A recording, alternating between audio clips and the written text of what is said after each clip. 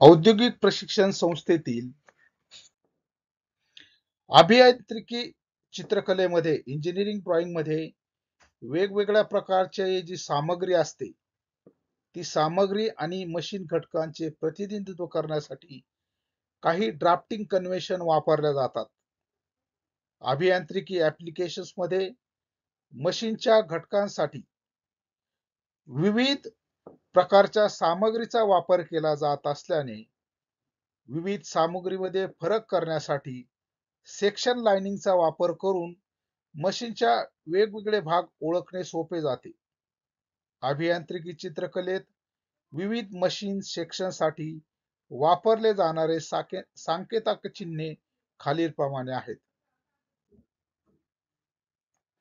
प्रशिक्षणार्थी मित्र हो, या व्हिडिओमध्ये आपण जे वेगवेगळ्या प्रकारचे साहित्य आहेत या साहित्यासाठी वापरले जाणारे कन्व्हेन्शनल सायन्स अँड सिम्बॉल्स याची माहिती घेणार आहोत.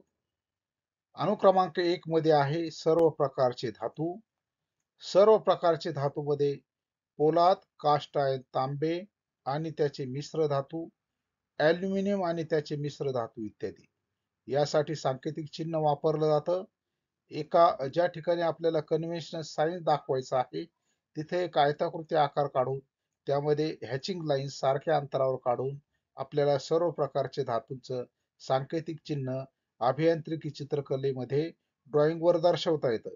या ठिकाणी काही जे धातू आहेत त्या धातू प्रत्यक्ष तुम्हाला इथे दिसत आहे. ब्रास आहे, ॲल्युमिनियम आहे, कास्ट आयर्न आहे, कॉपर आहे, स्टील आहे, मेटल स्लज आहे, ब्रॉन्झ आहे, ब्रास आहे, ॲल्युमिनियम आहे. यासाठी सांकेतिक चिन्ह या पद्धतीचं वापरलं जातं. दुसरं आहे बघा शिसे, झिंक, टीन आणि व्हाईट मेटल. यासाठी सिम्बॉल आयताकृतीमध्ये 2 रेषा आणि त्याच्यामध्ये सारखं अंतर ठेवून हा सिम्बॉल एका आयतामध्ये काढला जातो.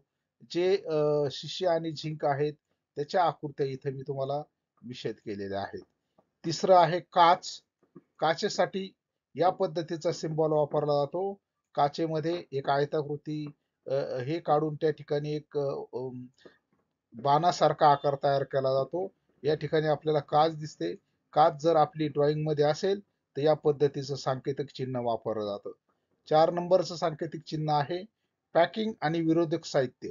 पोर्सेलिन, स्टोनवेअर, संगमरवरी, स्लेट इत्यादी.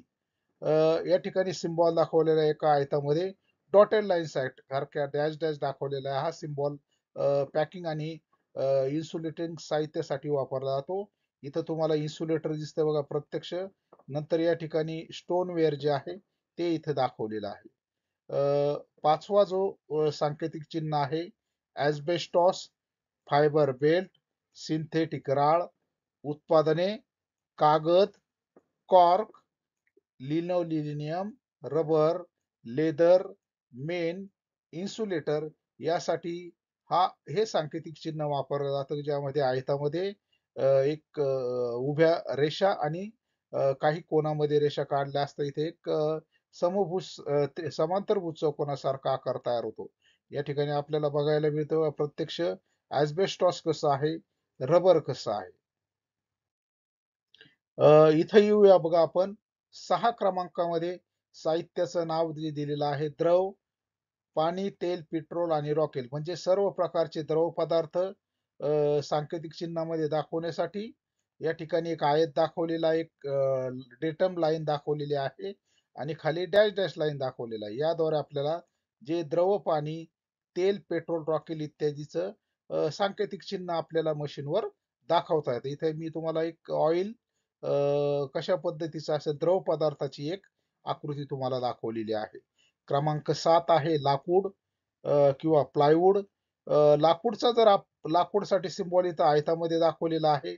लाकडाचा जर आपण काप घेतला प्रत्यक्ष जर लाकडाचा जो काप आपल्याला जो आकार दिसतोय तसाच आकार या ठिकाणी दाखवलेला आहे. म्हणजे सिम्बॉल मध्ये लाकडाचा जो इंटरसेक्शन आहे किंवा जो सेक्शन आपण जो काप घेतो जो त्याचा जो गाभा दिसतो ते गाभ्याचा आकार इथं या प्लायवूडच्या याच्यामध्ये लाकूड किंवा प्लायवूड मध्ये सांकेतिक चिन्हामध्ये वापरलं जातं. या ठिकाणी प्लायवूड, नंतर या ठिकाणी आपल्याला लाकूड दाखवलेले की ज्याच्यासाठी हे सांकेतिक चिन्ह वापरले जाते. 8वा सिम्बॉल आहे बघा सिमेंट. सिमेंट जे बिल्डिंग कन्स्ट्रक्शन मध्ये उपयोग येतं, सिव्हिल वर्क मध्ये बांधकामासाठी उपयोग येतं. सिमेंटचा सिम्बॉल या पद्धतीने इथं दाखवलेला आहे.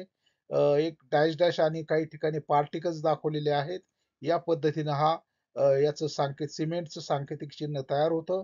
इथं सिमेंट कशा पद्धतीचं असेल हे या ठिकाणी आपल्याला दिसतंय. तर अभियांत्रिकी चित्रकलेमध्ये जे वेगवेगळ्या प्रकारचे कन्व्हेन्शनल सायन्स अँड सिम्बॉल्स वापरले जातात.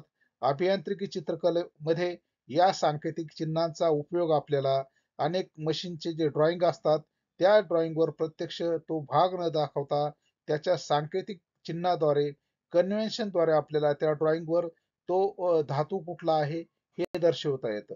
धन्यवाद.